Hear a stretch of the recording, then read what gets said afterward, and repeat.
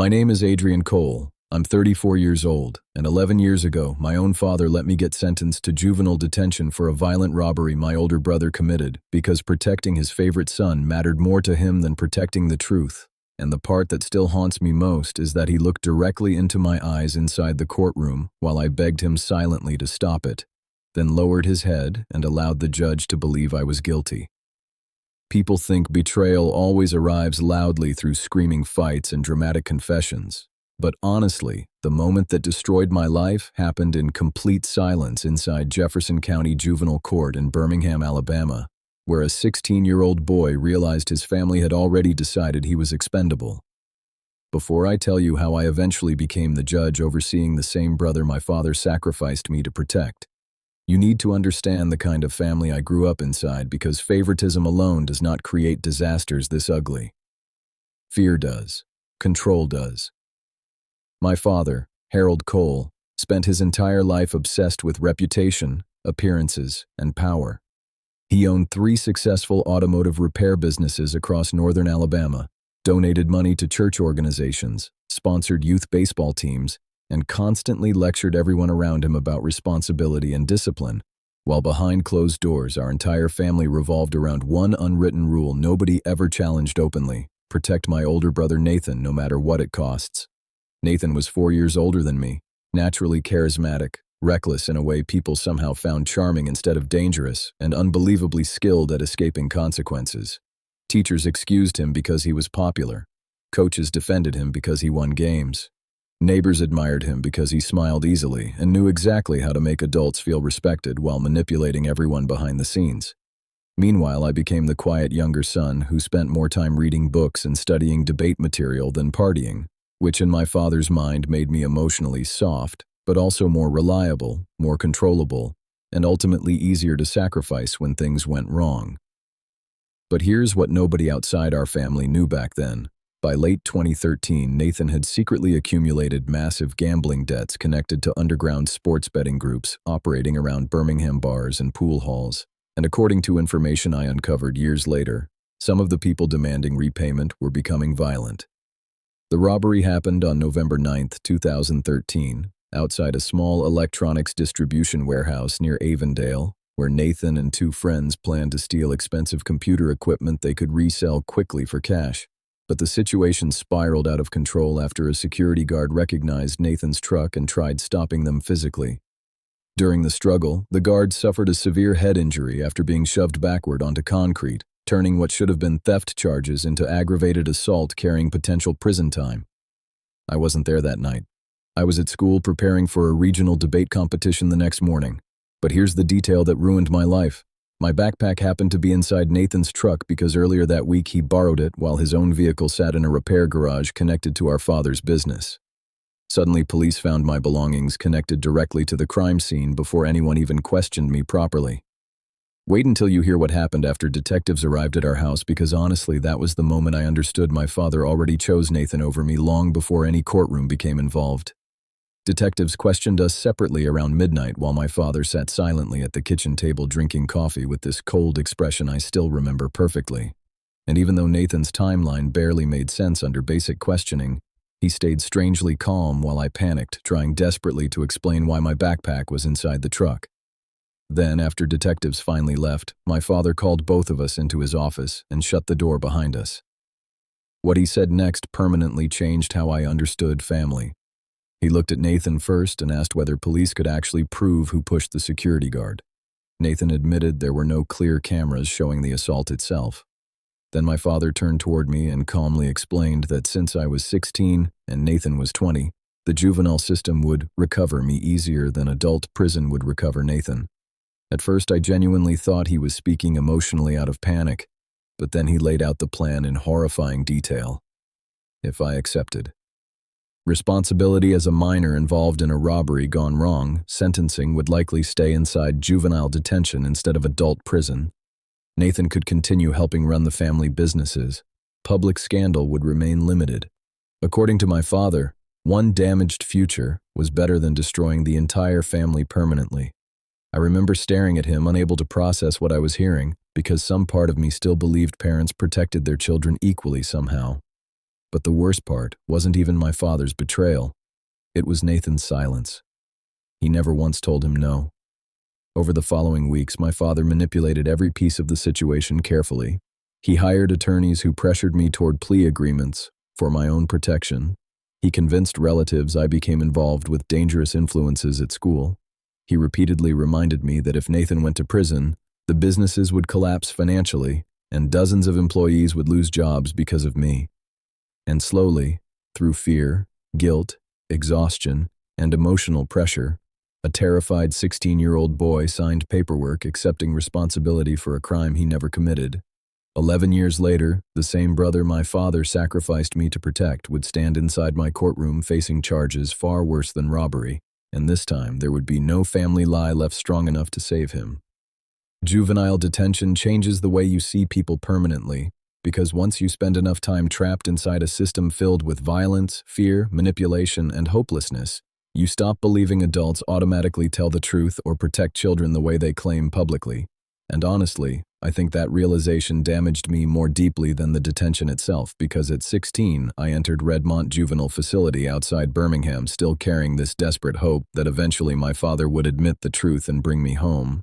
But after the first few months, I slowly understood nobody was coming to save me. Before I tell you how those 18 months shaped the person I eventually became, you need to understand something important about false confessions, because people always ask later why innocent teenagers agree to crimes they didn't commit. But they underestimate how powerful family pressure becomes when love, fear, guilt, and authority all point in the same direction simultaneously. My father didn't threaten me violently. He convinced me sacrificing myself made me responsible, mature, and loyal. That psychological manipulation kept working long after the courtroom sentencing ended. Redmont itself was brutal in ways outsiders rarely understand. Fights broke out almost daily. Guards were exhausted and emotionally detached. Most kids entered angry and left colder. Some came from gangs, others from abusive homes, addiction, or neglect. But what isolated me most was knowing I didn't belong there at all while everyone around me believed I did. Innocence means nothing once paperwork labels you guilty officially.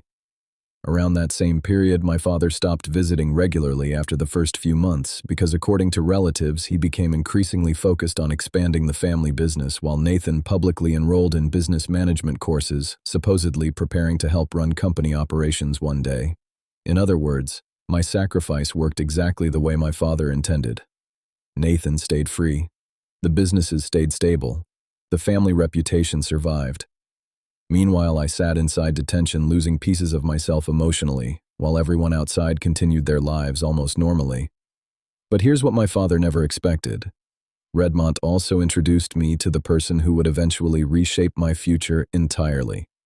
His name was Marcus Bell, a former public defender who volunteered weekly teaching legal literacy classes to incarcerated teenagers, and unlike most adults working inside the juvenile system, Marcus actually listened carefully when kids spoke, instead of treating them like inevitable criminals.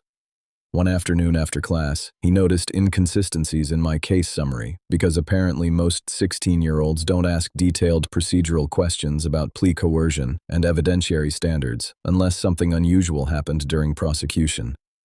Afterward, he pulled me aside privately and asked directly whether I truly committed the warehouse assault. I remember freezing emotionally because until that moment nobody had ever asked me that question without already assuming guilt first. At first I lied automatically because protecting Nathan had become psychologically ingrained by then, but Marcus looked me straight in the eyes and said something that stayed with me forever. The truth survives longer than fear does. That sentence cracked something open inside me emotionally. Over the following months, Marcus became the closest thing I had to genuine support because he started bringing me legal textbooks, encouraging me academically, and explaining how courts actually function beyond the simplified moral lectures I heard growing up from my father. For the first time since entering detention, I started imagining a future not completely controlled by what happened to me at 16. Wait until you hear what happened after my release because honestly, returning home hurt worse than detention itself in some ways. I was released in spring 2015 after serving 18 months with sealed juvenile records and almost no emotional support structure left. My father technically allowed me back into the family home temporarily, but everything inside that house felt different. Nathan now worked directly beside him, managing business operations while relatives treated me carefully like damaged property nobody discussed openly. The worst part was how normal everyone acted afterward. No apology, no acknowledgement, no conversation about the fact that I lost nearly 2 years of my life protecting someone else. My father genuinely expected me to quietly move forward as though sacrificing me had simply been a difficult but necessary family decision.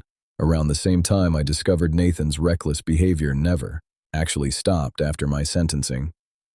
If anything, it became worse because escaping consequences made him more arrogant.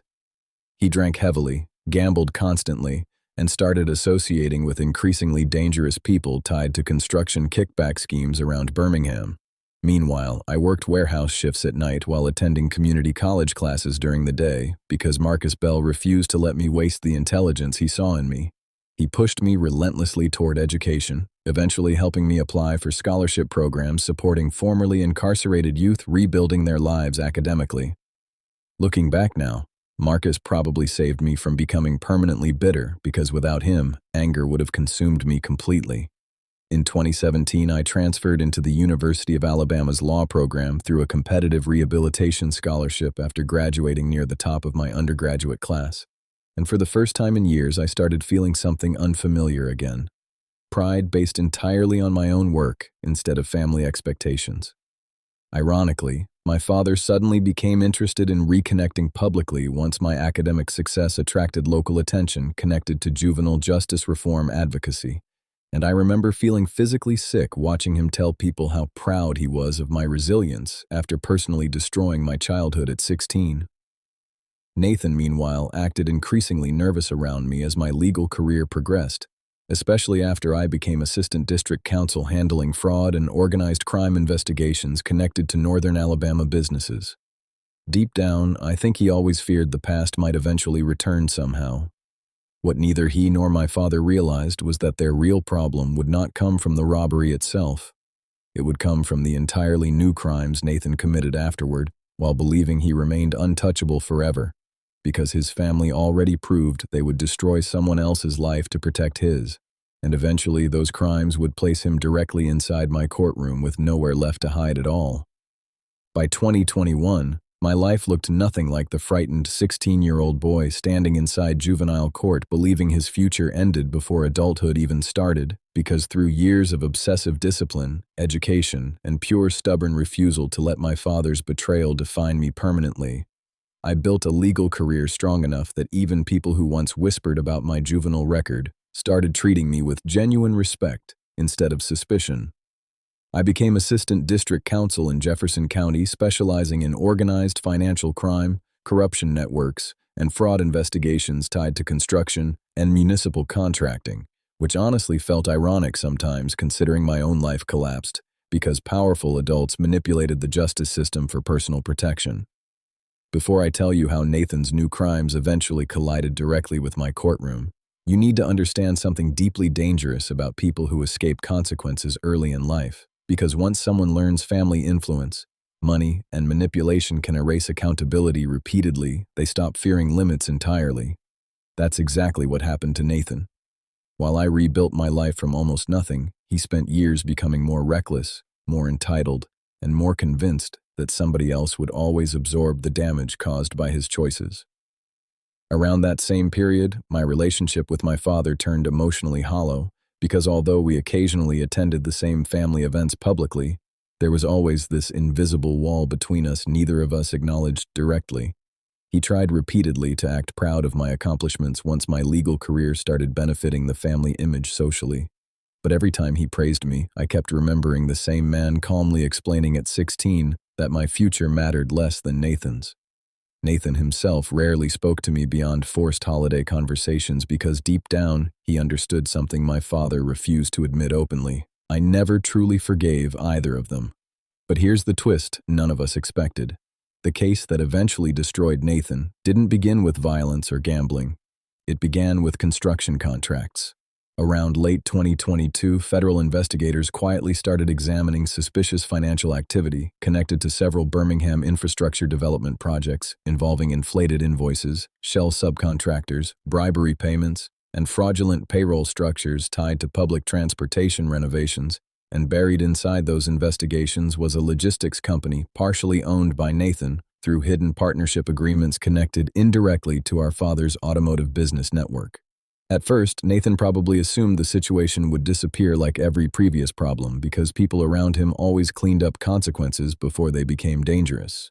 But this time, investigators uncovered evidence far larger than anyone anticipated, including money laundering operations, intimidation tactics against whistleblowers, fraudulent safety certifications, and eventually one fatal workplace accident involving a contractor who reportedly threatened cooperation with authorities weeks before his death. Wait until you hear what happened when I first saw Nathan's name attached formally to the case, because honestly, I thought fate was playing some kind of cruel psychological joke on me. In spring 2023, I received preliminary prosecutorial review files connected to a major corruption investigation, expected to become one of Alabama's largest organized financial crime cases in years. And while reviewing associated entities and individuals, I suddenly saw Nathan Cole's full legal name listed among primary financial coordinators tied directly to suspicious transfers and shell corporations. I physically stopped reading for several seconds because the coincidence felt impossible. According to the files, Nathan wasn't accused merely of accounting irregularities either. Prosecutors believed he knowingly routed illegal payments through fraudulent subcontracting networks while helping conceal bribery arrangements connected to public infrastructure money. The deeper I read, the worse everything became. Hidden offshore transfers, falsified payroll records, witness intimidation claims, even possible obstruction involving destroyed financial evidence. But the detail that truly unsettled me emotionally was seeing my father's businesses appear repeatedly throughout supporting documentation too. Suddenly I realized the corruption inside my family never truly started or ended with the robbery years earlier. It simply evolved into more sophisticated forms. Around that same time, my father suddenly began contacting me constantly for the first time in years. Phone, calls, emails, invitations to private dinners. The desperation behind it became obvious immediately because, unlike before, this situation involved millions of dollars, federal scrutiny, and potentially decades in prison instead of juvenile detention. One evening, he appeared outside my downtown Birmingham apartment, looking older and more exhausted than I'd ever seen him, and after awkward small talk, he quietly asked whether family matters could remain separate from professional responsibilities. Hearing those words made something cold settle inside me, because suddenly I realized he still fundamentally viewed truth as negotiable whenever protecting Nathan became necessary. I asked him directly whether he regretted sacrificing me back in 2013, and after a long, painful silence, he answered with the exact same horrifying logic he used years earlier. He said, "I did what I thought protected the family." That sentence changed everything emotionally, because in that moment, I finally understood my father completely. He wasn't a man who made one terrible mistake under pressure. He was someone who consistently believed power and protection mattered more than justice whenever forced to choose between them. Meanwhile, evidence against Nathan kept expanding rapidly as investigators uncovered encrypted financial records, testimony from former associates, and hidden accounts tied directly to fraudulent contracts. And by early 2024, prosecutors officially prepared indictments connected to organized fraud, conspiracy, and witness intimidation. Then came the moment none of us could have predicted. In September 2024, after years working through the judicial system and building a reputation for integrity in financial crime prosecution, I was appointed circuit judge in Jefferson County following a sudden retirement vacancy. The media praised the appointment heavily because of my background in juvenile justice reform and anti-corruption work. My father publicly celebrated the news. Nathan privately panicked. And 3 months later, once the corruption indictments finally became official, the case assignment rotation placed Nathan Cole directly into my courtroom. The same brother my father sacrificed my childhood to protect would now stand before the judge that betrayal accidentally created. The first time Nathan walked into my courtroom as a defendant in January 2025, the entire atmosphere inside Jefferson County Circuit Court felt unreal because every person there understood the bizarre history connected to the case by then, even if most of the public still didn't know the full truth about what happened between us years earlier. And honestly, the second I saw him standing beside defense attorneys wearing an expensive gray suit instead of county detention clothes, part of my brain flashed instantly back to 16-year-old me standing terrified inside another courtroom while Nathan stayed free outside living his life normally. Before I tell you what happened during those hearings, you need to understand something difficult about power because people often assume becoming successful automatically heals old wounds. But sitting above your own brother wearing judicial robes after he helped destroy your childhood does not feel empowering the way outsiders imagine. Mostly it feels exhausting. Around that same period, media attention surrounding the corruption case exploded because investigators leaked portions of financial evidence revealing public infrastructure money intended for school renovations and transportation repairs had been diverted through fraudulent contracts tied to luxury property investments and shell companies. And once reporters connected Nathan Cole and Harold Cole to the scandal, public fascination intensified immediately. Suddenly, the same community that once praised my father as a disciplined businessman started questioning how much corruption existed beneath the polished image all along. Ironically, my own background also became media interest after journalists uncovered references to my sealed juvenile detention history alongside the strange fact that I now presided over my brother's case. Some people accused me of bias automatically. Others treated the entire situation like some dramatic movie storyline instead of real lives collapsing publicly. Very few understood the emotional reality underneath it. But here's what shocked me most during the early hearings. Nathan still expected protection somehow. During preliminary procedural motions, his attorneys repeatedly hinted that family history created emotional complications severe enough for reassignment, essentially suggesting I should either recuse myself voluntarily or demonstrate leniency because of our shared past. And hearing those arguments infuriated me internally, because after everything they already took from me, they still viewed fairness itself as negotiable whenever Nathan felt threatened. I denied reassignment requests according to judicial ethics review recommendations while transferring sentencing contingencies to oversight structures if conviction occurred, ensuring procedural integrity remained protected completely. But the real emotional explosion happened afterward outside the courthouse. My father cornered me privately near judicial parking access after reporters dispersed and started pleading for understanding, claiming Nathan made terrible mistakes under financial pressure while insisting prison would destroy him psychologically. I remember staring at him almost in disbelief because suddenly I realized he still viewed Nathan as salvageable no matter how many lives his choices damaged, while 16-year-old me remained acceptable collateral in his mind years earlier. So for the first time in my life, I confronted him directly without fear. I asked whether he understood Nathan became more dangerous, precisely because nobody forced accountability early enough. I asked whether sacrificing me actually protected anyone in the long run. Then I asked the question I carried silently for over a decade. If I had committed the robbery instead of Nathan, would you have sacrificed him for me? The silence afterward answered everything. He couldn't even pretend otherwise. Wait until you hear what investigators uncovered next, because this is where the entire family lie finally started collapsing publicly. Around February 2025, prosecutors discovered archived audio files recovered from encrypted backups connected to one of Nathan's former business associates cooperating for reduced sentencing, and buried inside those recordings was a drunken conversation from years earlier, where Nathan joked openly about how his little brother took the hit for the warehouse robbery while our father cleaned up the rest. The second prosecutors played that recording during evidentiary review. Every person inside the room understood the implications immediately. Suddenly, the robbery from 2013 wasn't just family trauma anymore. It became evidence connected to an ongoing criminal pattern involving obstruction, coercion, and witness manipulation. Meanwhile, surviving records from the old robbery case started receiving fresh scrutiny once investigators reopened archived evidence storage. Fingerprint reports originally minimized during plea negotiations suddenly looked highly suspicious. Procedural irregularities involving my confession raised constitutional concerns because attorneys hired by my father pressured a minor toward accepting responsibility under ethically questionable circumstances. Even one retired detective privately admitted several investigators suspected Nathan originally, but backed off once my father aggressively pushed juvenile plea agreements. In other words, adults absolutely knew something felt wrong.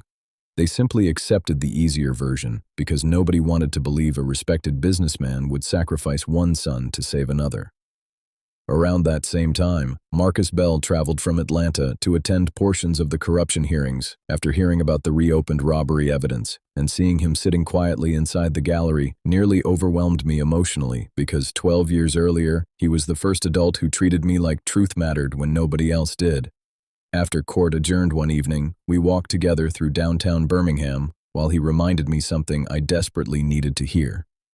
He said justice delayed still matters because systems only improve when buried truths eventually resurface instead of remaining hidden forever. Then came the moment that truly shattered my father publicly. Prosecutors introduced financial records proving he secretly paid off substantial portions of Nathan's gambling debts immediately after my juvenile sentencing back in 2014. Meaning while I sat inside detention believing my sacrifice saved the family, Nathan continued gambling recklessly with direct financial protection from the same parent who claimed consequences were necessary. The courtroom became completely silent after those records appeared because suddenly everyone understood the truth clearly. My father didn't protect Nathan out of desperate love alone. He enabled him repeatedly. And that enabling eventually grew into corruption serious enough to place both their lives on the edge of destruction.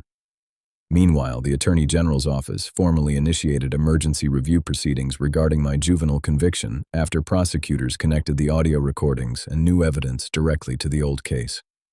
For the first time since I was 16, the legal system itself was finally preparing to acknowledge officially what I knew all along. I never committed the crime that destroyed my childhood. And once that truth became public record, Nathan would not only face corruption charges, he would finally face the original crime my father buried my life to hide.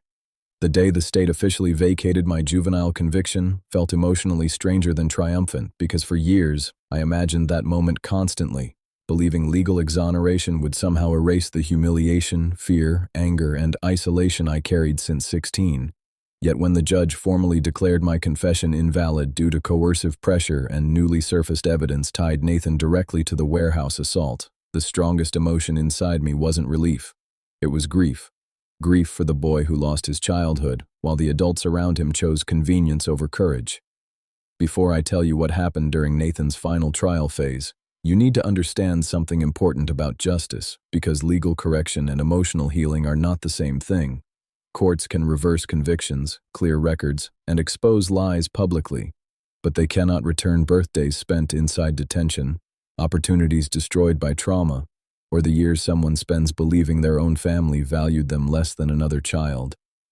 Around spring 2025, media coverage surrounding our family became overwhelming because the story now combined judicial irony, organized corruption, wrongful juvenile sentencing, and parental betrayal all at once. And suddenly, national outlets started describing it as one of Alabama's most disturbing family corruption scandals in years. Reporters camped outside the courthouse daily. Old classmates contacted me apologizing for rumors spread years earlier. Former teachers admitted they always suspected something felt deeply wrong about the original robbery case but never imagined a father would intentionally sacrifice one son to protect another. Meanwhile, my father's business empire collapsed rapidly under financial scrutiny because once investigators reopened older records, hidden tax irregularities, fraudulent vendor arrangements, and off-book transfers surfaced everywhere. In reality, the image he destroyed my life to protect was already rotting internally, long before Nathan's corruption case exploded publicly. But here's what shocked me emotionally most. Despite everything, part of me still wanted my father to genuinely apologize. Not strategically, not legally, not emotionally manipulative, just honestly. That hope embarrassed me because after more than a decade of betrayal I should have known better. Yet children spend their entire lives unconsciously wanting their parents to finally choose them completely, at least once. Wait until you hear what happened during the private meeting my father requested after my exoneration, because that conversation changed how I understood forgiveness forever. He asked to see me alone inside a conference room beneath the courthouse shortly after the conviction reversal became official, and honestly I almost refused because emotionally I felt exhausted beyond words by then. But curiosity eventually won. The second he entered the room, I barely recognized him physically. Harold Cole, the intimidating businessman who controlled every emotional atmosphere during my childhood, suddenly looked small, tired, and genuinely frightened for the first time in my life. For several minutes, neither of us spoke. Then he quietly admitted something I never expected to hear. He said he believed I was emotionally stronger than Nathan, and therefore more capable of surviving the damage. Hearing that sentence felt like someone pressing directly on every unresolved wound I carried for years, because buried inside it was the truth I always sensed but never fully accepted. He didn't sacrifice me because he hated me. He sacrificed me because he believed my suffering was more manageable than Nathan's. In his mind, I would endure the pain quietly, while Nathan would collapse completely without protection. That realization hurt more deeply than anger ever could. Then my father started crying while admitting he regretted the decision almost immediately after my sentencing, but convinced himself confessing later would destroy both sons permanently once the lie became legally established. According to him, every year afterward made the truth feel more impossible because the family business, Nathan's freedom, and public reputation all depended on maintaining the original deception. Listening to him explain it, I finally understood how ordinary people become trapped inside catastrophic lies gradually. One terrible decision creates another, until eventually the entire structure depends on constant dishonesty just to survive. But understanding something emotionally is not the same as excusing it. I asked him one final question before leaving that room. I asked whether he ever truly considered what juvenile detention did to me psychologically while he spent years protecting Nathan's future. My father looked down at the table and whispered, "Not enough." Honestly, that was probably the most truthful thing he ever said to me. Meanwhile, Nathan's corruption trial moved toward final collapse because cooperating witnesses, financial evidence, and the reopened robbery investigation destroyed his credibility completely. Prosecutors tied him directly to fraudulent construction contracts, witness intimidation payments, shell corporations, and the original assault from 2013. During one especially tense hearing, prosecutors replayed the audio recording where Nathan drunkenly bragged about me taking the hit for him years earlier. And for the first time I watched his confidence disappear publicly.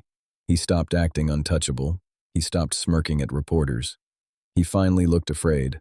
But the moment that truly shocked everyone came during cross-examination when Nathan exploded emotionally after prosecutors questioned him about our father's financial protection over the years. He stood up screaming that none of this would have happened if our father handled things correctly back then, essentially admitting publicly that the original cover-up existed while simultaneously blaming my father for not protecting him well enough afterward. The courtroom fell silent instantly because suddenly everyone understood the full tragedy underneath the scandal. My father spent 12 years sacrificing everything to protect Nathan, yet the loyalty he demanded from me never truly existed inside Nathan at all. Around the same time, Marcus Bell encouraged me to start speaking publicly about coercion involving minors and family manipulation inside the justice system, because according to him, my story represented a dangerous legal blind spot rarely discussed openly. At first I resisted because emotionally I hated attention connected to my past, but eventually I realized silence protects the same systems that allowed what happened to me originally. So later that summer I gave a public address at an Alabama youth justice conference describing how fear, family pressure, and unequal power dynamics can distort confessions among teenagers desperate for parental approval. And afterward, dozens of former juvenile offenders approached me, sharing eerily similar experiences involving coercion, emotional manipulation, and adults using children as shields against accountability. That experience changed me deeply because for the first time, my suffering felt useful instead of meaningless. A few weeks later, Nathan finally accepted a plea agreement, avoiding a potentially catastrophic public trial connected to the corruption network and the reopened robbery assault. He received a long prison sentence. My father lost most of his businesses. And one rainy evening after everything ended, I drove alone past the old warehouse where my life first collapsed at 16. Standing there in silence, I realized something strange. My father and brother spent years trying to bury the truth to protect their future, but in the end, the truth survived longer than the lie ever did. And ironically, the boy they sacrificed became the only person in the family who finally learned what justice was actually supposed to mean.